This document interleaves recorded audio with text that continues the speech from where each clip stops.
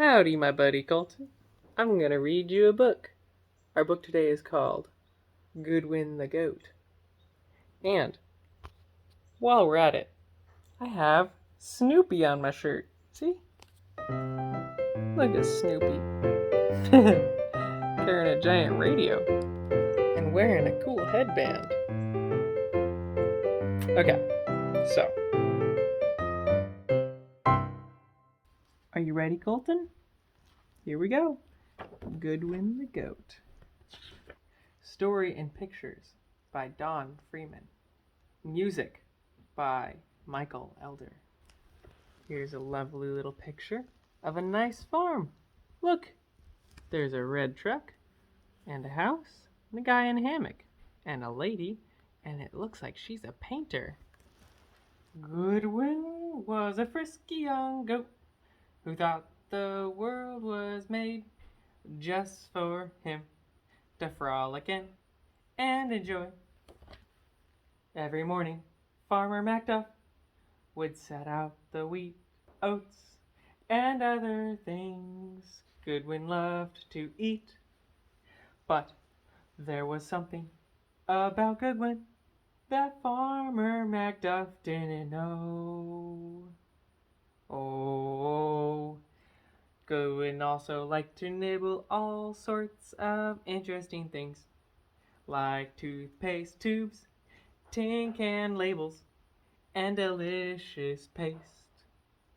However, these delicacies were not easy to find.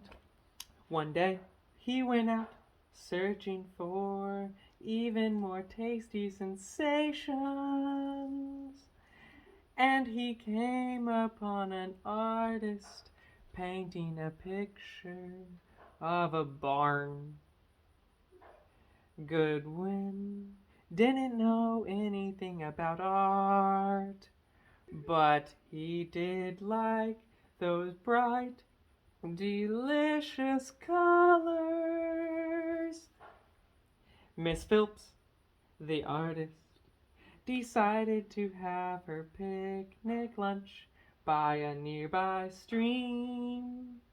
Goodwin wanted to nibble on the colorful tubes of paint she left behind. He moved closer and closer and closer. Suddenly he could resist no longer.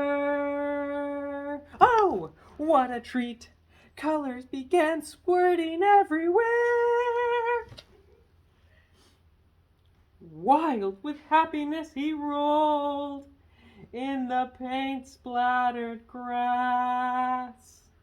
He pounced on one tube after another.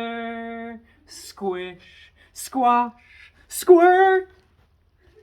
When Miss Phillips returned, she couldn't believe her eyes. Look what you've done! You have ruined my painting and squashed all of my precious watercolors. That's how she talks, Colton.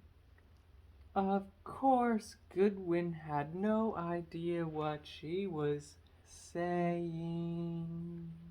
Aren't colors meant for fun?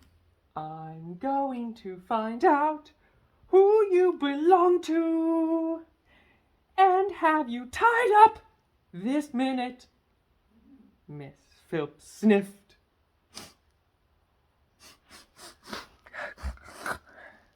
I'm sure Sarah will love that. Our book's fun, Colton. Aunt Sarah likes them, and I like them too. Our book's fun, though. Let's let you decide. Because they so are. Oh, wait, I decided. I'll still let you have your opinion, though. Because I can decide something and you can decide something. And Sarah's going to edit this out. No, I'm not. That's perfect. Let us go on with the story. Goodwin returned to his hut on the hillside and stayed there the rest of the day and all night long. He wondered if he had done something wrong. Early the next morning, Goodwin's neighbors saw him on top of his hut, covered in a blaze of colors. They were amazed. It's a miracle. That's what it is. We must tell everyone in town to come see. Farmer Macduff didn't know what to think.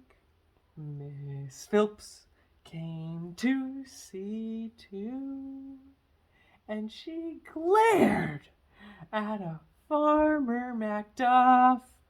Your goat chewed up all of my lovely tubes of paint and ruined my beautiful painting. I want you to pay me back for this. Poor Farmer Macduff.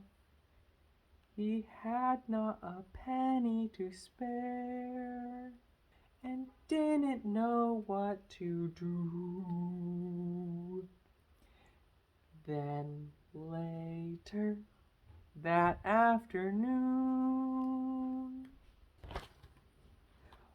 word had spread to the town, and people came in buses and vans and on bicycles to see the amazing goat.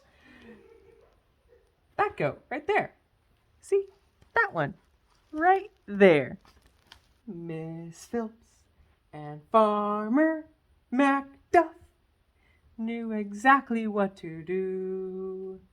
They painted a banner, hung it high over the gate, and started charging admission to see Goodwin.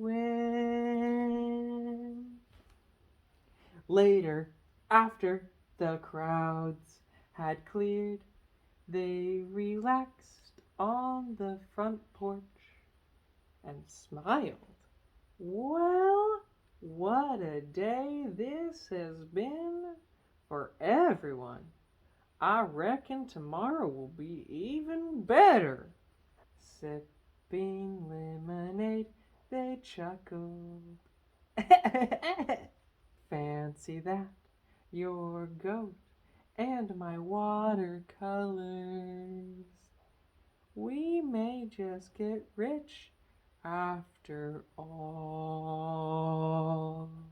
That evening, poor Goodwin was tied to a stake so he wouldn't get away. He was now very valuable. But Goodwin didn't like this one bit. He yanked and pulled and pulled and yanked until finally the stake pulled out. Goodwin was free. Lebanon Public Library, Lebanon, Ohio. Oh, oh, oh, Ohio. He remembered a stream near a waterfall, near a rock wall, where he could take a bath. Oh, look, there's water. That's helpful to take a bath, Colton. He was done with silly people pointing at him and making fun of how he looked. So he splished and splashed and splished and splashed and splashed and splished. Horns and all, he had a ball in the bath, in the water under the fall. He was now spotlessly clean. Ah, that's the sound clean makes. Buddy, wake up! Don't be sleepy. It's okay, it's a book. Books don't need to make you sleepy. That's just my problem. In the morning, Farmer Macduff was worried. Where had Goodwin gone? And what would he tell the people who had come to see his colorful goat? When the crowds finally arrived, they waited and grew restless. They grumbled, "We've come all this way to see your old goat." It's true. They had come all that way. Probably at least a mile. Then Goodwin appeared, clean and white as a cloud in the sky. The crowds shouted, "There's no miracle goat, it's only a hoax." Hoax, Colton. Hoax is a word that means a lie or a fib, or basically something that's not truthful. It's fake, like maybe some news articles.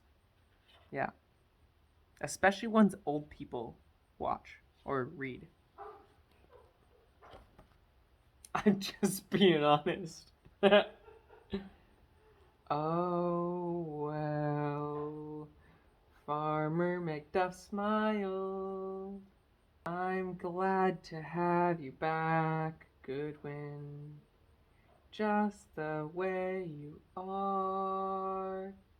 The banner was taken down, and the show was over. The following day, Miss Phillips visited Farmer Macduff and painted a portrait of Goodwin, for he was the one who had brought them together. They were friends after that for a long time, and watched Goodwin play and romp from sunrise to sunset. The first time I read this, I said sunset to sunrise. Why would he romp at night, Colton? That is his bedtime. He was snoozing like you do. One day, Farmer Macduff hopped in his truck to go to town for supplies. He brought back a surprise for Miss Phillips, a beautiful new set of watercolors. He also brought back a present for Goodwin. Can you guess what it was, Colton? No, it wasn't a bleh. And it wasn't a blue handkerchief either. A nanny goat to keep Goodwin company. They had fun butting into each other all day long, and soon became good friends. And so, together they lived happily and scrappily ever after. The end. Afterwards. No, it says afterward. Singular. Singular means one. Plural means more than one. This just talks about how the writers came to write the book and how a goat brought them closer together. Okay. Did you like that book? It was born in Lucerne, Switzerland.